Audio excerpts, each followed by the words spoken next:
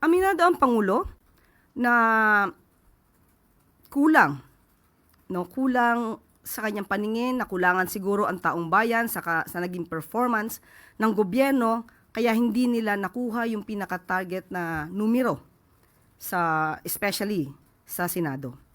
Pero kahit ano pa man yan, kung ano man maging resulta, ganito pa rin dapat ang gawin ng ating Pangulo, mas mapabilis pa rin ang performance ng administrasyon. Yun din po talaga ang nais ng ating Pangulo. Referring to 12-0 po yung number na sinasabi niyo, target.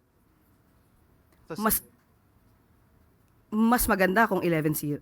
Yeah, mas maganda po.